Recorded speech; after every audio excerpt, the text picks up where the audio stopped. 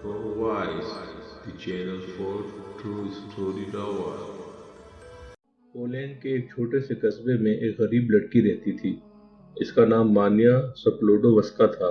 वो ट्यूशन पढ़ाकर जिंदगी बसर करती थी।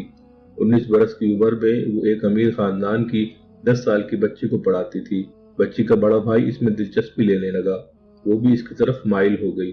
चुनाचा दोनों ने शादी करने का फैसला किया, लेकिन जब लड़की की माँ को पता चला तो इसने आसमान सर पर उठा लिया। इसने मानिया को कान से पकड़ा और पोर्च में लाकर खड़ा किया।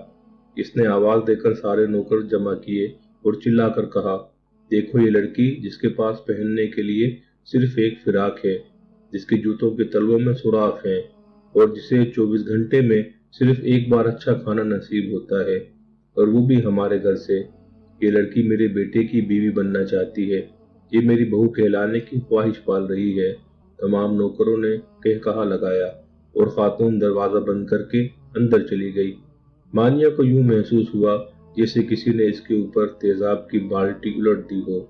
वो तौहीन के शदीद एहसास में गिरफ्तार हो गई और इसने इसी पोर्च में खड़े खड़े फैसला किया कि वो जिंदगी में इतनी इज्जत, इतनी शोहरत कमाएगी कि पूरा पोलैंड इसके नाम से पहचाना जाएगा। ये 1891 था। वो पोलैंड से पेरिस आई।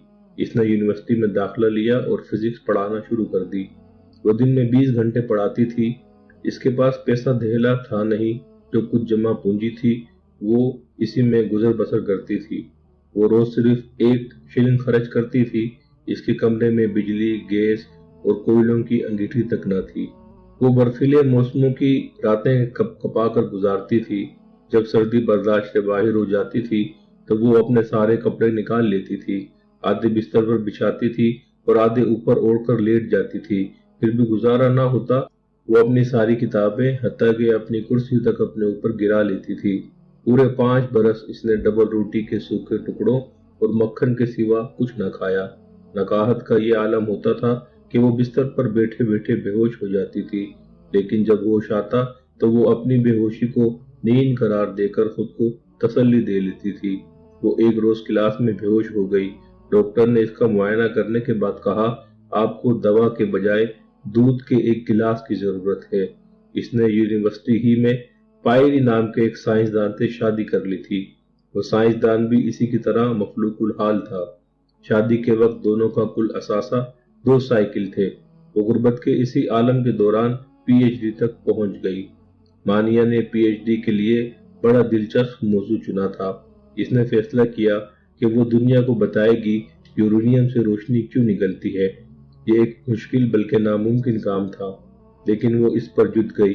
तजुर्बात के दौरान इसने एक ऐसा अंसर दरियाफ्त कर लिया जो यूरेनियम के मुकाबले में 20 लाख गुना रोशनी पैदा करता है, और इसकी शुआएं लकड़ी, पत्थर, तांबा और लोहे गरज दुनिया की हर चीज से गुजर जाती हैं। इसने इसका नाम रेडियम रखा। यह साइंस में एक बहुत बड़ा धमाका था। लोगों ने रेडियम का सबूत मांगा। मानिया और पायरी ने एक खिस्ता हाल अहाता लिया जिसकी छत सलामत थी और ना ही फर्श, और वो 4 बरस तक इस अहाते में लोहा पिघलाते रहे। उन्होंने तनहा 8 टन लोहा पिघलाया और इसमें से मटर के दाने के बराबर रेडियम हासिल की। ये 4 साल इन लोगों ने गर्मियां हो या सर्दियां अपने अपने जिस्मों पर झेली। भट्टी के जहरीले धुएं ने मानिया के फेफड़ों में सुराख कर दिए, लेकिन वो काम में जुटी रही। इसने हार ना मानी, यहाँ तक कि पूरी साइंस इसके कदमों में झुक गई। ये रेडियम कैंसर के लाखों करोड़ों मरीजों के लिए जिंदगी का पैगाम लेकर आई। हम आज जिसे शुआओं का इलाज कहते हैं, ये मानिया ही की इजाद थी। अगर वो लड़की 4 साल तक लोहा ना पिघलाती तो आज कैंसर के तमाम मरीज मर जाते। ये लड़की दुनिया की वो वाहिद साइंसदान है जिसे जिंदगी में 2 बार नोबेल प्राइज मिला, जिसकी जिंदगी पर 30 फिल्में और सैकड़ों किताबें लिखी गई, और जिसकी वजह से आज साइंस के तालिब इल्म पोलैंड का नाम आने पर सर से टोपी उतार देते हैं। जब दुनिया ने मादाम क्यूरी को इस इजाद के बदले अरबों डॉलर की पेशकश की तो इसने पता है क्या कहा? इसने कहा, मैं दरियाफ्त सिर्फ इस कंपनी को दूंगी जो पोलैंड की एक बूढ़ी औरत का मुफ्त इलाज करेगी। जी हाँ, वो अमीर पोलिश औरत जिसने कभी क्यूरी को कान से पकड़कर बाहर निकाल दिया था, वो इस वक्त कैंसर के मर्ज में मुब्तला हो चुकी थी। اور وہ اس وقت بستر مرگ پر پڑی تھی۔ بس ظرف بڑا رکھنے کی بات ہے، مال و دولت ہونا ضروری نہیں۔ اس لڑکی نے اتنا سہنے کے بعد بھی اس عورت کے ساتھ حسن سلوک کر کے انسانیت کا بہت